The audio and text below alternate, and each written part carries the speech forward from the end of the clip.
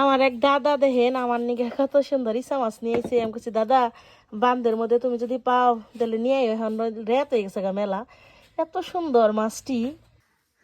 আব্বা এই যে মাছ ধরে নিয়ে আইছে নদীতে থেকে।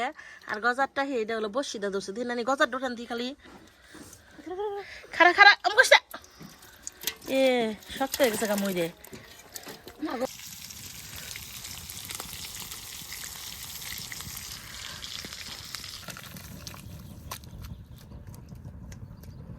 আসসালামু আলাইকুম, মিমি ব্লেজ ব্লগে সবাইকে স্বাগতম। চলে এলাম নতুন আরো ভিডিও নিয়ে। তো আজকে মঙ্গলবার হইলে আমাকে নাহের দিন। আব্বা তো আট করে আইছে, এখন আজান দিয়ে দিছে। এইতে আব্বার একটু দেরি হয়েছে। আজকে এই যে মুরগি নিয়ে আইছে, এই মুরগির মাংস রান্ধুম। আর আব্বার থেকে ফুলকপি আলু, নতুন আলু নিয়ে আইছে, নতুন আলু সিম এগুলো নিয়ে আইছে। আর আব্বা নদীতে থেকে এই যে এত সুন্দর মাছ ধরে নিয়ে আইছে। এই যে পুঁটি মাছ ফলি মাছ এগুলো দিয়ে ফুলকপি আলু সিমদা রান্ধুম। আর নতুন আলু দিয়ে মুরগির মাংস রান্ধুম। দুপুরবেলা আজকে আমাকে এইটাই খাওয়া। তো আপনারা পুরো ভিডিওটি দেখতে থাকুন, আশা করি ভালো লাগবো। আজকে আমি মাংস গুনে ভেজা রান্ধুম। তাহলে প্রথমে এই যে মাংস গুনে কাইটা দিয়ে পরিষ্কার করে নিচ্ছি, এখন মশলা দিয়ে মাখিয়ে নিমু। মাংসের মধ্যে দিয়ে দিমু হলুদের গুঁড়া, আর দিয়ে দিমু মরিচের গুঁড়া, স্বাদ মতো লবণ। মাংসটা ভালো করে মাখিয়ে নিই।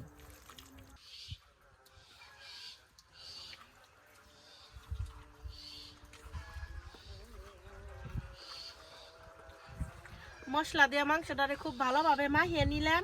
ওখান তেলে চুলায় জাল ধরে নু। চুলায় জাল জ্বলে গেছে গা, তেলে কড়াইটা দিয়ে দিই।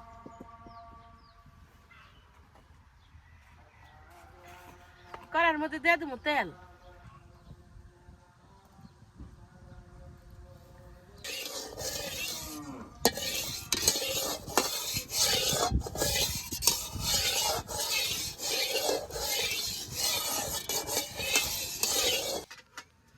তেলটা গরম হয়ে গেছে গা, ওখান তেলে মশলা মাখানি মাংসটা দিয়ে দিই।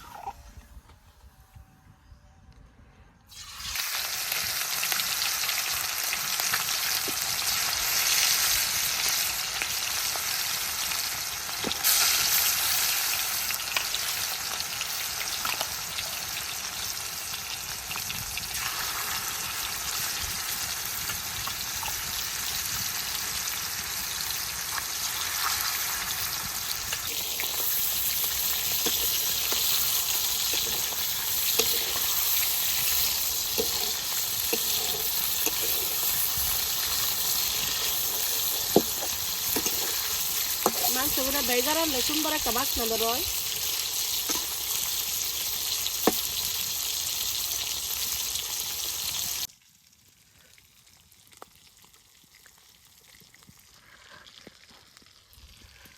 এই যে আমগো বাবু বয়ে রয়েছে, আর দেখেন খালা গেছে তাকে আগুন ধরে দিবেন নিগে। আমার মাংসটা খুব সুন্দর ভাবে ভাজা হয়ে গেছে গা। প্রথম বেশ ভাজা হয়েছে, তেল নামিয়ে নি। মাংস ভাজার পরে কিন্তু পিসগুলো শুরু হয়ে যায় একবারে, কারণ ওই যে তেল মেল বাইরে জায়গা সব।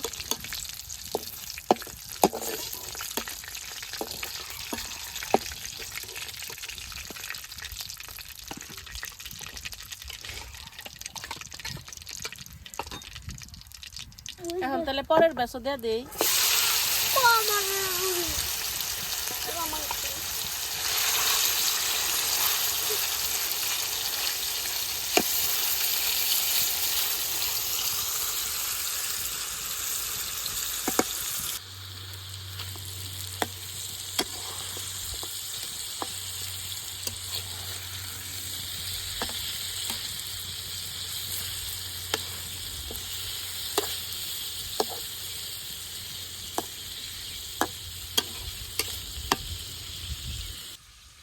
মাংসটি ভাজা হইতে থাক, আমি তাহলে মাছে মশলা মাখিয়ে নেই। এখন মাছের উপরে দিয়ে দিব হলুদের গুঁড়া,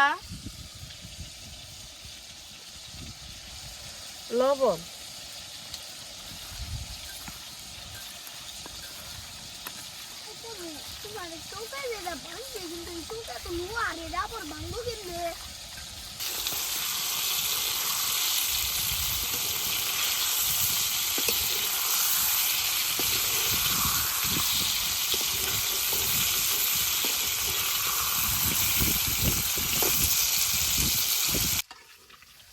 আমার মাংস ভাজা হয়ে গেছে, কখন তেলে নামিয়ে নি।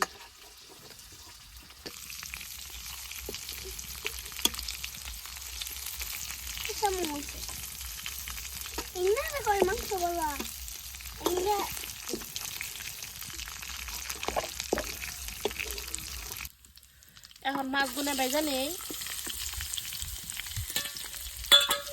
মাছগুলো খুব হালকা করে ভেজে নিব।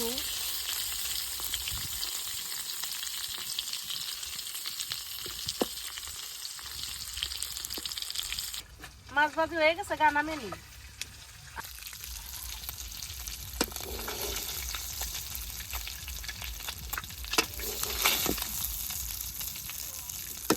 এখন তাহলে আমি মাংসের তরকারিটা রান্ধে নিই।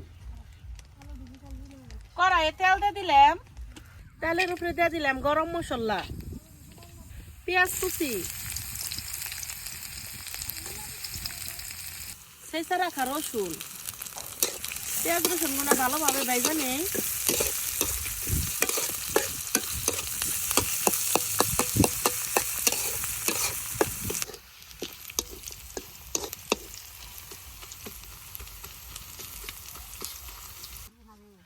পেঁয়াজ রসুন খুব ভালোভাবে ভেজে নিছি, তাহলে বাদ বাকি মশলা দিয়ে দিই।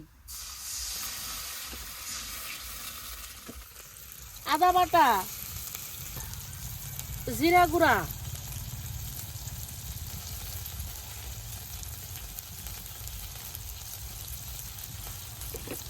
হলুদের গুঁড়া। হলুদের গুঁড়া একটু কমই দিমু, মাংস তো হলুদ দা ভাই যাই নিছি।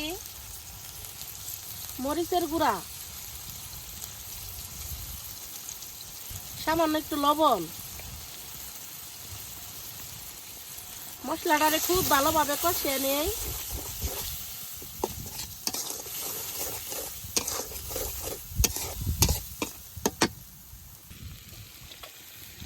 কষানি মাংসের উপরে দিয়ে দিমু নতুন আলু,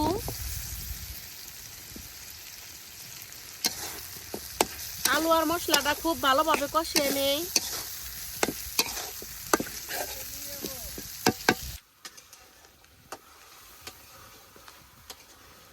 সামনে থেকে খালি দেখেন মশলার কালারটা কত সুন্দর হয়েছে।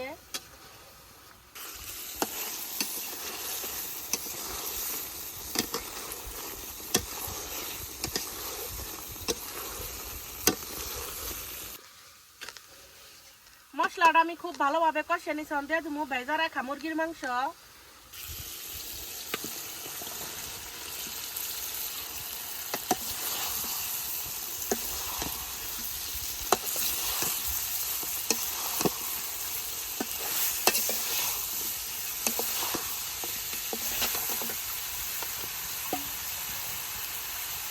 সামান্য একটু ঝুল দিয়ে দিমু।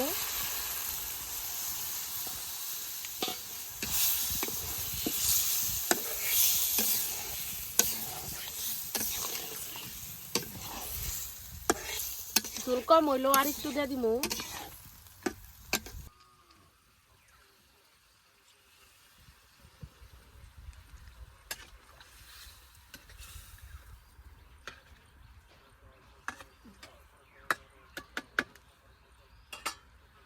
ঢাকনাতে ঢাইকা দেই।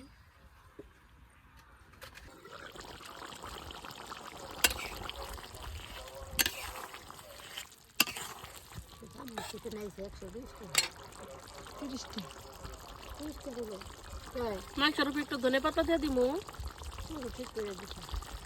সব কিছু মিলিয়ে নেই।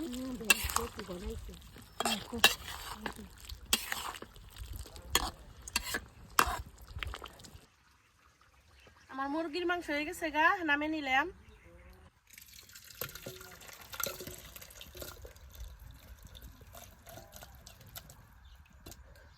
এখন তাহলে ফুলকপির তরকারিটা রান্ধা নই।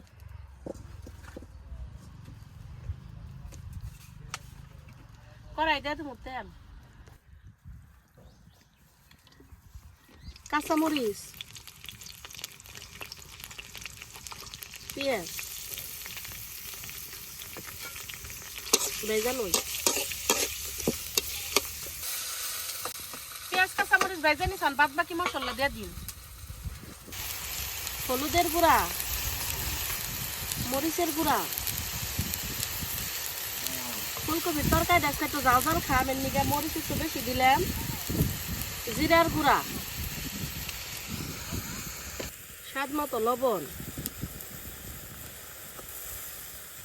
একটু আদা বাটা,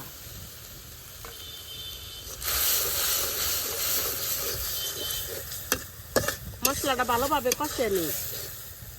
মশলাটা খুব ভালোভাবে কষে নিয়েছি। এখন ফুলকপি, আলু, সিম দিয়ে দিন।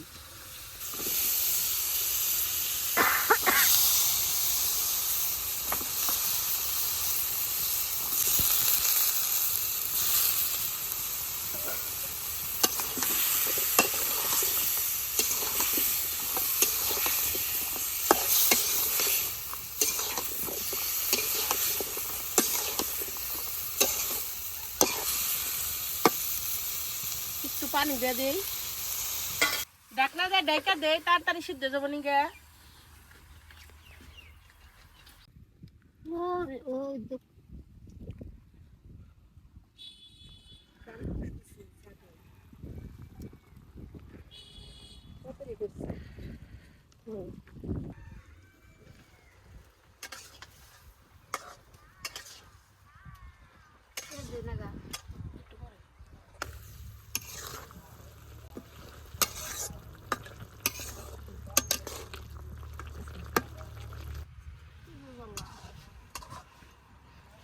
তরকারি কষানো হয়ে গেছে, এখন পরিমাণ মতো ঝোল দিয়ে দিই।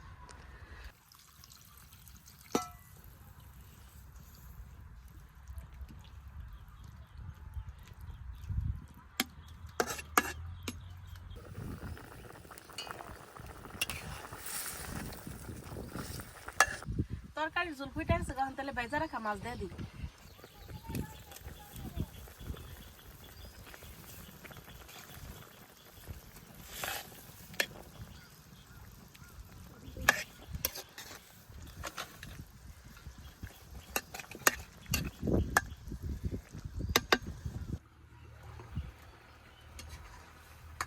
তরকারিটার এত সুন্দর একটা কালার আইছে, আমার তরকারি হয়ে গেছে গা প্রায়।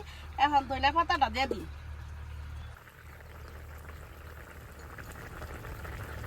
শীতের দিনে এই ধনিয়া পাতাটা কিন্তু আসলে খুব ভালো লাগে খাইতে।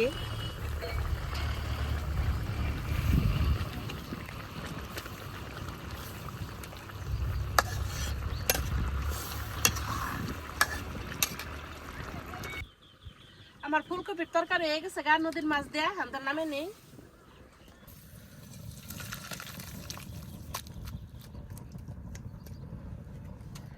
এই যে দেখেন আমার ফুলকপির তরকারিটা কত সুন্দর হয়েছে, আর এই যে মুরগির মাংসের তরকারিটাও কিন্তু অনেক সুন্দর হয়েছে।